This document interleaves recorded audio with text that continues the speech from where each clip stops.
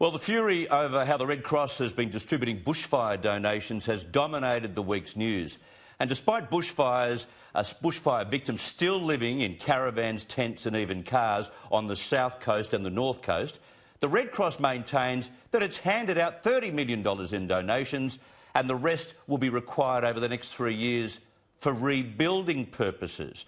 My view is 90% of those donors, including yours truly, expect the Red Cross to use that $115 million immediately to house those left homeless, to be used for crisis accommodation and emergency payments.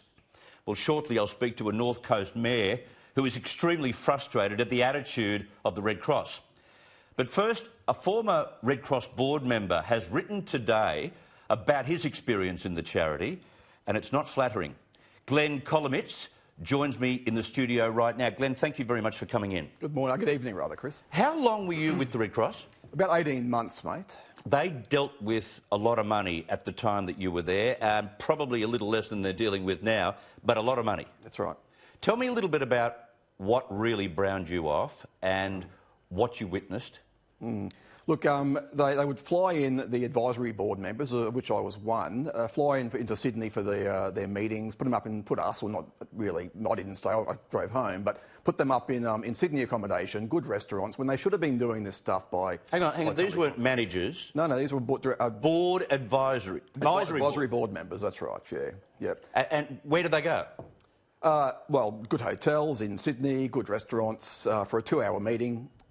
Stay overnight and then get flown back home, all around New South Wales. You know, it just didn't cut the mustard with me, mate. I'd drive back home down the coast. I couldn't... teleconferences for a 2-hour board meeting, other than in a crisis or a strategic planning meeting, a teleconference suffices. And I raised it and they said, no, we voted to meet face-to-face. Well, of course they did.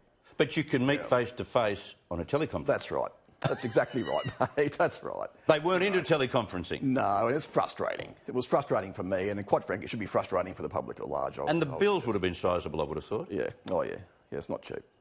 What else did you see inside the Red Cross that made you think twice about being there? Look, I didn't see a lot of action in the advisory board. Quite frankly, they should get rid of that head-nodding advisory board and bring in proper boards of governance to do what a board of governance does, qualified and vetted directors to look after these multi-million-dollar charity. But nonetheless, the advisory board would sit down, have their meetings, sort of go through the motions, not really look at the financials or the back, because they were an advisory board, not look at the running of the company per se. Sit down, have a bit of a chat, not achieve much, go out for dinner. And look, I'm not into that. That's not the way. I'm a director of have been a director of other charities, and that's not how we do business in this country. How would you describe the way the Red Cross has handled the amount of money they've received for bushfires? Yeah, it's pretty disappointing, isn't it? You know, people donated for a reason. It's not like the Red Cross knocking appeals, like where you donate money generally to the organisation or your other donations throughout the year.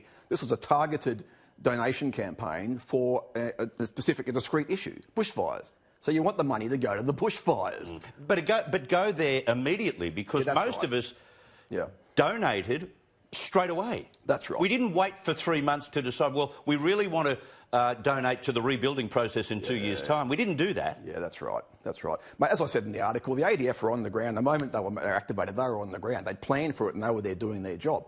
The Red Cross surely would have planned for a timely response to this. They must have known the quantum of need, but they weren't out there in a timely manner distributing the funds appropriately. But you could have told them in June last year that this was going to be an outrageous bushfire season. Anyone could have. That's right. That's right. So they could have been prepared for this. Yeah. Meanwhile, the Salvation Army has spent 85% of their donations, and they have spent $30 million of $115 million, and they also have told me that they'll keep 10 cents in every dollar for administration. Well, do the calculations. That's $12 million for administration. Glenn? Is that what administration per year costs the Red Cross? Look, it's a business, so you need to be able to sustain the business. But $12 million worth? That's right, it's a lot of money. It's a big business, it's a lot of money just to sustain it. Maybe for goodwill, given the controversy that has erupted, maybe they should give the $12 million and put it into the kitty of the 115 and, you know, get the trust of the public back, because I tell you what, this has got to hurt the Red Cross, doesn't it? Oh, you'd think so. At the grassroots level too, the branch level. where they're out there fundraising predominantly every day. Working hard voluntarily. Yep. It'll hurt them. And it must be frustrating for the average branch member. You know, mostly retirees. Well, where is the Charity Commission in all of this? There is a Charity Commission for non-profit organisations that hasn't said boo in the last week and a half. That's a great point. Mate, when I throw money into that collection bucket, I do it without wanting to see the financials of the charity. I expect the watchdog to be looking at the financials of the charity. If the watchdog's toothless, where are we? We're left with our trust in the charity. I want to hear more out of the Commissioner, to be honest, in this case. All right. Going back about 3 days, there was a statement published in the papers that some of the money, some of the 115 would be kept for the funding of future natural disasters. Now, 2 days later, they did a backtrack on that and said, oh, no, that's not happening. That's not what we do. Is that what they do? Look, I'm sure it's what they do. I'm sure, I have no doubt it's what they do. And it's contingency planning, but you contingency plan based on the general collection process. Yes. Not the targeted A different collection. appeal. That's right, a different appeal, a broader appeal. Yeah. What do you think the Red Cross can do to gain the public's trust? Because all of a sudden you've got people like Celeste Barber, the comedian, who can raise $52 million. Well, the likes of Celeste Barber are going so well because this has been something the public has cracked onto in the last few years, that they're worried how much of their dollars are actually going to the cause. That's right, and rightly so. Yeah. Rightly so. They've got to regain the trust, as you quite correctly say, Chris. They can do that at the top level by, as I say, getting rid of that advisory board, bringing in proper governance boards. You're a lawyer, you've been on other boards. Yeah. Have you ever seen an organisation run the way the Red Cross was run? No, I've never been on an advisory board. I've been on governance boards. Right, OK. And this is a proper boards where you take responsibility for both the bottom line and the statements made by the company. Right. And you're keeping an eye on the executive, you're keeping an eye on the financials, the proper board of governance. You're bringing in skills, which I think they need. When they're dealing with hundreds of millions of dollars here, they need skills and proper oversight, proper governance. They also get money, do they not, from the federal government? I'm sure they get grants. Yeah. Absolutely, out of the taxpayer's purse. Yeah. I'm asking the question again, but what do you think the Red Cross can do from here to regain our trust? A mea culpa. Get out there and say, look, we did the wrong thing. We certainly said the wrong thing when we denied this, and now we're doing the right thing. We apologise to those hurt in these towns, and they're doing it tough, mate. Yeah. I was supposed to go to Narooma tonight, but I can't get down there because the towns are doing it tough again. Yeah. You know, so get out there and say, we're sorry to these towns. We did the wrong thing. We're back in the game, getting on with our charitable purpose instead of trying to defend the indefensible. Yeah, that's right. Glenn Kolomeitz, thank you very much for coming in. Thanks, Chris. Good to have you here. Cheers, mate.